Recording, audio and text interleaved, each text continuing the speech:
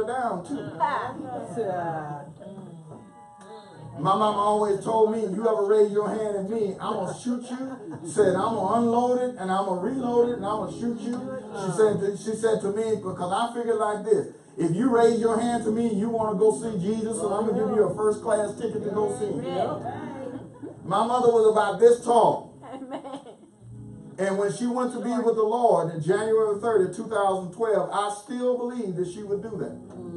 So I never raised my hand to her. I appreciate the fact that I appreciate what she did, and I appreciate what you did, because I can see the evidence in you, in what you have aspired to be, or whatever you aspire to be. They are always encouraging you. When nobody else will say it's going to be all right. Thank you, Holy Ghost. When nobody else will say it's going to be all right. When you fell down and scraped your knee. Mama. I'm fixing to take you back now. Yeah. When you fell down and scraped your knee, it was Mama who came by, picked you up. She rubbed you, put a little something on it, and then she would blow on it. Any of y'all remember that? Yeah. She blowing it and says, all better now, all better now. And that it still be hurting, but because she said all better now, you thought you were all better. Yep, that's very true. Very true. That's way back, Pastor. Some of y'all don't know nothing about that. But I remember that. I remember that happening to me, and I remember Deborah doing that with the kids, with our kids. They fall down and they come back and they're crying. And they're crying, and she'll pick them up and she'll hold them in their arms. And then you wonder, why am I telling you this? Because that's exactly the way Jesus does. Because when we fall, he picks us up where we fall, and he holds us in his arms, and it's like he breathes on us and says it's going to be all right. Yes. Amen. Yes.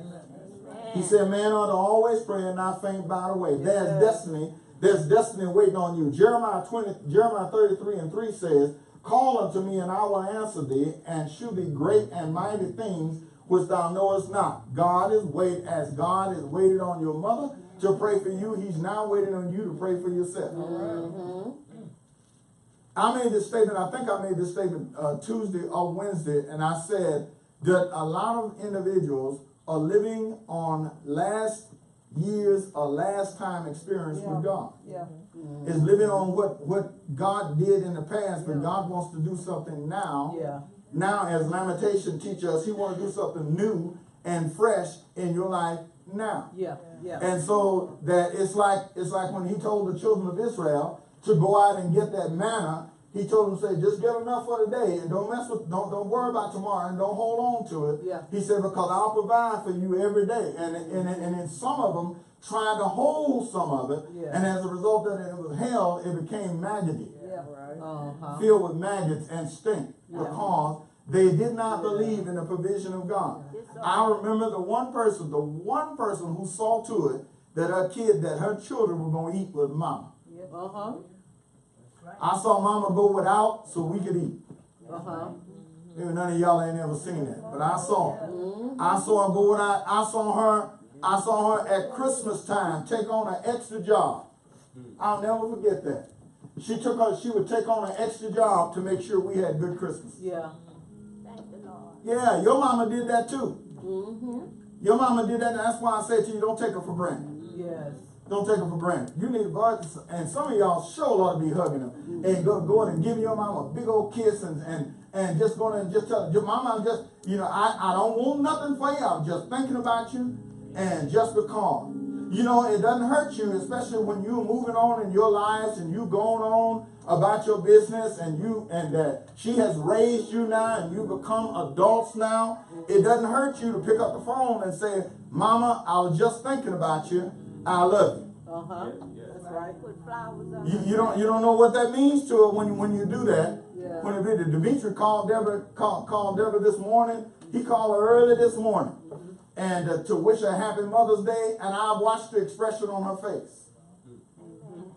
I watched the expression on her face. She lit up when she heard from one of her kids. Hallelujah.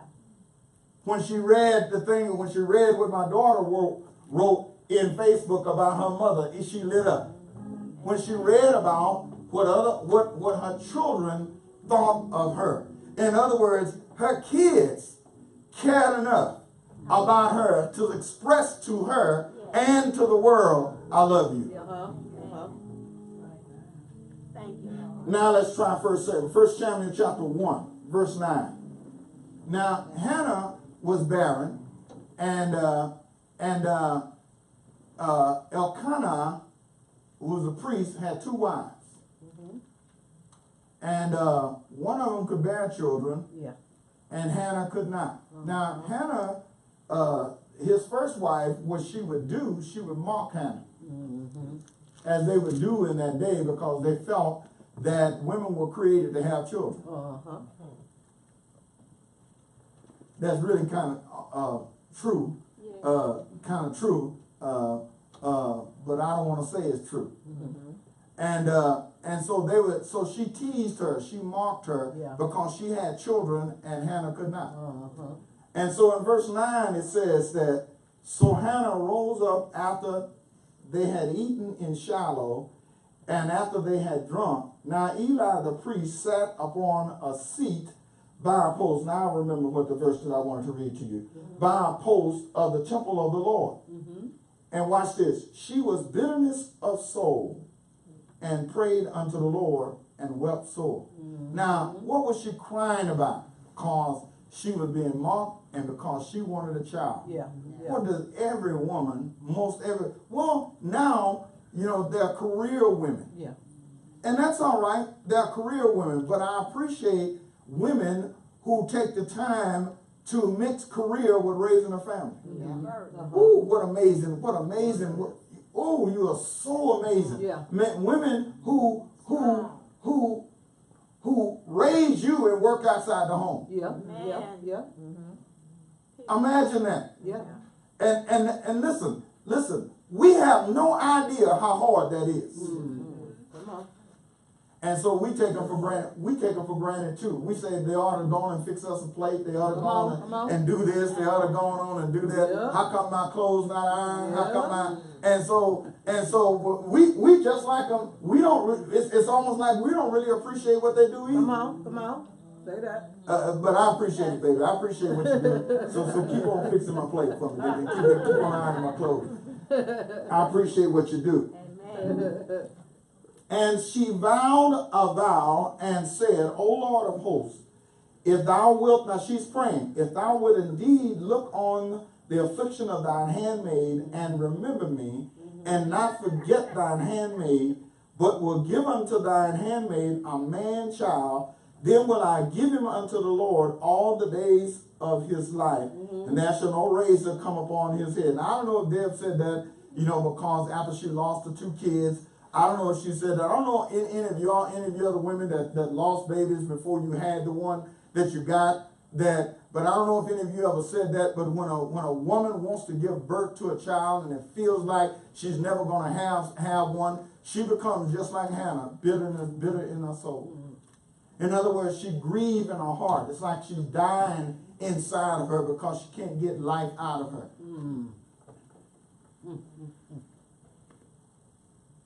And it came to pass, verse 12, and it came to pass, as she continued praying, she's praying before the Lord, that Eli marked her mouth. Now I want to pause here because I want to read something to you. And because I thought it was curious that he said that Eli said, it says that Eli marked her mouth. I want you to look at Romans chapter 8.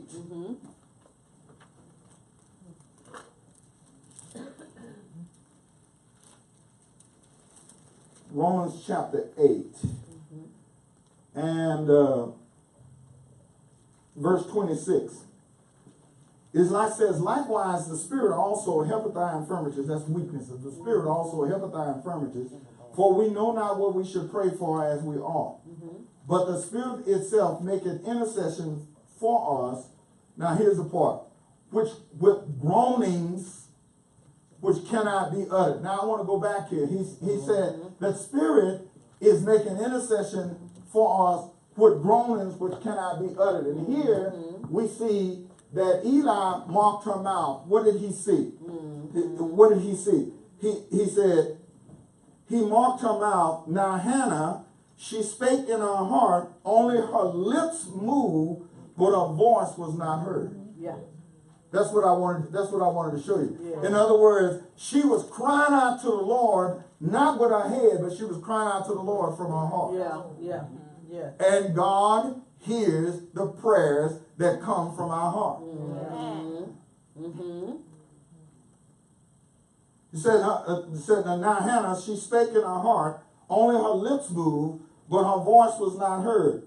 Therefore Eli thought she had been drunken. And Eli said unto her, how long wilt thou be drunken? Put away the wine from thee. And Hannah answered and said, no, my Lord, I am a woman of a sorrowful spirit. When you get in trouble, your mama has a sorrowful spirit. Yeah. Yeah. And look here, she can't go to sleep till you get home. Yep. Right. Yep. If I were to ask these women in here who are old enough to have teenagers who have been out, who went out on dates and went out on dates or went out somewhere or went with somebody, if I were to ask these women, were they able to turn over and go to sleep when your child was out? All of them in here would say, no. While I was turning over, Lord, come on now. while I was turning over, Deborah was moving her mouth, nothing coming out, her heart was praying. Are you listening to me? That I hope I'm getting through to you because I'm almost done. See, she would get up, I'm gonna go to sleep. She would get up, and she would walk around and she would pray for her children. And when she heard the chime of the door go off, whether the kids were in the house, she went to bed. That's right. They went insane. That's right. Satisfied. I feel if I was a hoop, I'd say, can I get a witness? Tell me, don't take your mama for granted. That ought to be the subtitle. Don't take mama for granted. Are you living on mama's prayers? And don't take mama for granted. Yeah. Do we really do that? Yes, we do. Yes, we take her for granted. I took mine for granted. Yes, we do. Yes, we take her for granted. We'll soon she's going to always be there. Yep. That's very true. Very The true. reality is, one day she's not. Yep. That's true. He said, no, my Lord, I am a woman of a sorrowful heart. I have drunk neither wine nor strong drink, but have poured out my soul before the Lord. I'm not drunk with nothing except with God. Yeah. And then here in Romans, Paul says that the Holy Spirit prays for us. Yeah. He with groans which cannot be uttered. In other words, what the Holy Spirit does, it makes groans that cannot be uttered, and even the words that we cannot speak. The next verse says that he searches.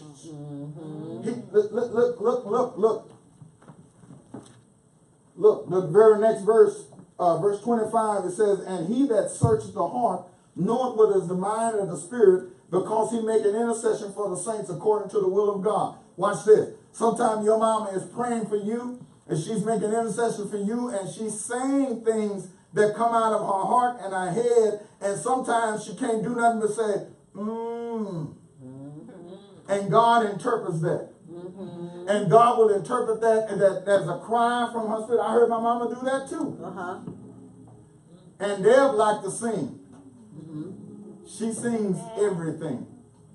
I'm putting on my clothes. It looked like I washed them and they white right now. I'm putting on my baby's shoes. She do. She sings everything.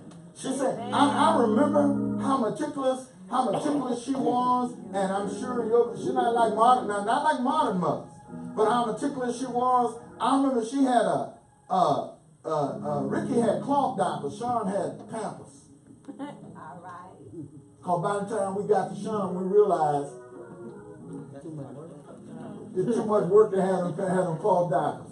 But Ricky had cloth diapers, so we were always up there. I mean, we had stacks of those diapers. And I was so proud because when I first went and bought, I bought 6 dozen of those diapers when he was first born, and we had this little armoire full of 6 dozen of them. We thought we had enough. And he went through 6 dozen diapers in less than a week. And she always pulled one brand new diaper out, and she called it a mouth diaper. Yeah, she called it a mouth diaper. And I remember watching her when she, before the next day, the day before, the day after, a couple of days later, I watched her prepare for the next day's journey that she was going to have to do for her kids. She had everything laid out. She had everything put together. She bathed them. Yeah, your mama bathed you. She washed you. She washed you. She washed that stuff off of you. You act like you don't know what I'm talking about. I will tell you what I'm talking about. She washed that stuff off of you. She let you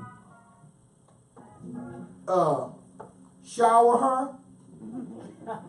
Yeah.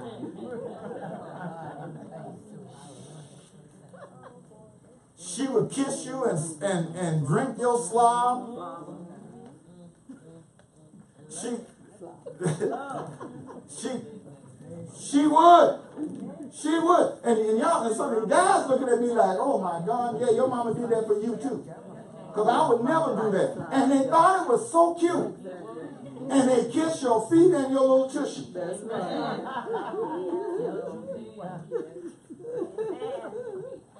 And all that, and every baby they had, they thought it was cute. I've seen some babies.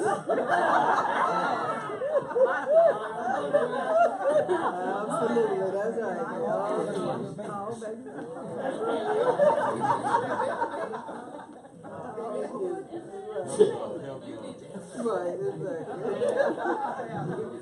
I'm trying to find a way to get out of this one, but I have seen some. I've seen some.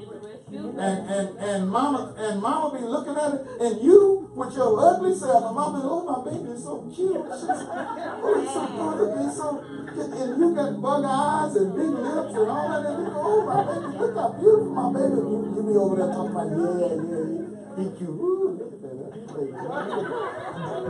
And she always thought, listen, she loved your mess. Look at that. She loved your mess. She would and when you would, like both my kids like the toilet.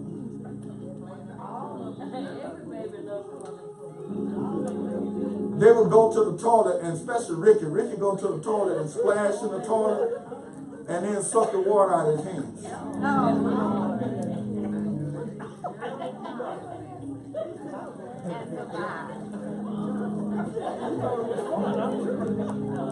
And all of your mistakes and all of your mess ups, she loved you just like you were.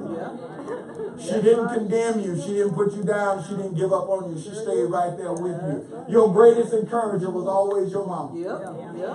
And so she's been standing in intercession for you. And now what I'm saying to you is time for that thing to flip and you to stand in intercession for her. Wow. Because she prayed for you all those years and got you to where you are now. It's now time for you to pray for her and that God produces longevity in her life. Because you want to keep her around as long as you, I'm telling you, I'm speaking from experience, you want to keep her around as long as you can. You want her to stay around. Hallelujah. Right. You want her to stay around. You want her to stay around. And, oh, my mama fuss too much. I tell you what, when she gone, you're going to miss that fuss. Man, I sure wish my mama was here to fuss at me again. You're going to miss that fuss. Oh, my mama's always telling me what to do. I tell you what, I tell you, you ought to be, thank you, Holy Ghost. You ought to be grateful she cared enough to tell you what to do. Yes. You ought to be thankful enough to be that she will tell you. She'll tell you what to do. She cares enough to tell you. And we think that they just trying to take stuff away from us. No, they're trying to get stuff to us. They're trying to help us ascend to the calling that God has placed on our life, and they know what we're supposed to be because they bore us. They know what was in it. They knew what the potential was that was inside of us. And they knew what the potential was because they knew what it was because we grew up inside of them. and they knew what they were giving to us. Today, women pray for their children. They lay hands on their kids, and they pray for their children while they're in the womb. Yep. And so when them kids come out, and when they're born, they come out a whole lot better than women who don't pray for their children. I'm so glad that my mama prayed for me, and I'm glad that my wife prayed for my kids. That I prayed for the health of my kids, but I didn't pray for them like she did. I prayed for my children, but I didn't pray for them like she does. Because I didn't stay up all night waiting on them. I remember that time when Ricky took off and went to Henderson, and he went to Henderson and was gone for 3 days. Now Ricky and them used to have that. I'm telling you about your mama. And when I start telling you this, you're going to start remembering some stuff that happened with you. And Ricky took off and he went, and he was gone for 3 days, and he had originally told us he was going to his friend's house. But he was gone and he didn't call us. If you're not going to be where you're supposed to be, call her. Because she's going to worry about you. I'm not saying she's supposed to worry, but she's going to be concerned about it. Call her. Call her and tell her, Mama, I'm over here and I'm all right. He didn't call us. He didn't say nothing to us. And so I remember driving down to Prairie View. And we went to the apartment where he said he was going. And his little friend came to the door and he was lying. And he was telling us that he just saw him and he was at the school. So we drove all the way down to Prairie View. And we went and talked to his professors. And nobody had seen or heard from him. He's done now day 2, and we haven't seen or heard from her. And she's not sleeping. Worried about her child. And so finally, we found out what happened. What happened was, he told us he was going one place, but he went somewhere else, and he had a flat tire and got stuck. And he was afraid to call us and tell us because he wasn't where he said he was going to be. Right. How many times you ever done that before? And so when he came home, I'll never forget this. When he came home, she was asking him, where were you? Where you been? And she got so angry with him, she cried. And she wouldn't talk to him anymore. If your mama ever got mad at you enough to cry and can't talk to you anymore, don't be there. Watch out when she stopped crying. And she cried. And she asked him, what were you thinking? And I'll never forget this. Really, Mama, I wasn't thinking. I wanted to hit him myself when he said that. The guy that he was hanging out with was a known, we found out that he was hanging out with was a known drug dealer. So I had visions of my son laying in the ditch somewhere where somebody had shot him. We thought he was hurt. He's scared to come home. Listen, kids, never be afraid to go home. This is what I tell my kids. No matter what happens, you always got somewhere to go. You can't never. Let me tell you where your mom is about you. Your mama will fight your daddy about you. Sure will. Hallelujah. She'll fight your daddy about you.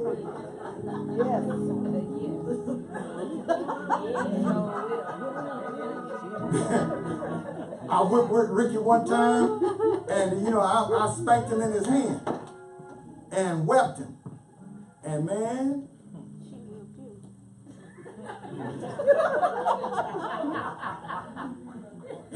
Deb looked at me, she started crying at me, and she wouldn't talk to me. Because she was worn that day. Because I heard, see that? Listen to it. Because I heard her baby. That's where they are. That your mama will fight anybody for you. Anybody about you. She don't want nobody messing with, and she don't want nobody messing with her kids. And so that she's praying for you. God is helping her. God has delivered you. God has kept you because she was praying for you. But in order to sustain you, you're going to have to pray for yourself. Yeah, yeah, yeah. In order for you to keep going, you have to pray for yourself. Your mama taught you value. It was my mama that brought me to church, not my daddy. Yeah, yeah. Yeah. And they usually the ones that's going to bring you to church. Yeah. It was my mama that brought me. My daddy went to church, but it was my mama who brought me to church. Right. It was my mother who taught me values. Listen, the values that I have now, she taught them to me. During my father's time, they did take care of you, but they were working all the time. They were working, you know, and getting half pay as some other folk was getting. You follow what I mean? They were working and they were getting and working very hard and getting half pay compared to what others. It ain't like that today. Today, you know, it don't matter now. Today you gonna get your due, but back in the day, used to be if you were a certain pigmentation and you worked for a company, they paid you half what they paid the other folk. Yeah, that really didn't happen. And then that's another thing. That's another thing. They face incredible racism. Black women faced incredible racism, and that my mom tried to hide that from us. She tried to hide it from her. Kids are mean, you know, and then you get away. Once you get away from home, and here's the other thing: when you get away from home, don't forget what they taught you. Yeah. Don't you forget what they taught you. Don't you let go of it. Here's the last verse that I was supposed to read to you. Now I can't remember where it is, but I know what it says. Train up a child in the way he should go, that when he get old, he will not depart from it. That was supposed to be my first verse. That's what she did for us. She trained you in the way that you should go. Don't let that go. Don't let that. Ooh, I wish he'd leave this alone. I wish he stopped talking about that. I do tell my mom. Well, if you call your mama and you tell her thank you, when was the last time you said that? Thank you. Thank you, Mama. You know, I was just thinking about you, you know, and I just want to thank you. I don't want nothing. Because every time you call her, you want something. Can I have? I want to get this. Is it all right if I get that? Every time you call her. Every now and then, just call and say, thank you. What you want? What you want? Well, I'm going to tell you something. You might be surprised. Because if you say, call her and say thank you, she just like God, she may too fool around and give you something anyway. Because that's just the way they are. Because they are giving, they're always, they want their children happy. And they're always looking for a way to make you happy. That your mama always look for a way to make you happy. At behest of her own self. That's true. Very true. Sacrifices that they make. Very true. This ended up being about y'all. Sacrifices that they make in order to take care of you. Things they go without in order to take care of you. I venture every mother in here then put aside their dreams to take care of you. At some point, put aside their. Now, I want to commend these women who wait till later in life to go back to school and to get their education. I want to commend you to do that. But I tell you what, you know that they didn't do it in the beginning because you were there. They had to take care. They stayed there and took care of you. Now, guys, you know it's our turn next month. So I got some good stuff to say about us. But today, don't feel like I'm slighting you because I know we care. I know we care. I know we love our kids. I know we do. But today is about this special creation that God created, mamas. Special creation. I mean, it's about mamas, and it's about not taking them for granted. It's about loving them because they love you. They loved you in your mess. And when you couldn't get along with anybody else, you could get along with her. Final thing I'm going to tell you. Do you know that? Do you know this? I believe this. I do not believe, and I have heard of, and I have seen women who give up their kids. Who will say, in fact, I know of a woman who wrote a letter, and I read the letter. I saw the letter. Wrote a letter and told her child, I don't want you no more. You're no longer my child. wash my hands of you, I'm through with you. I could never do that. Not at all. I could never do that. I know some pastors that did that.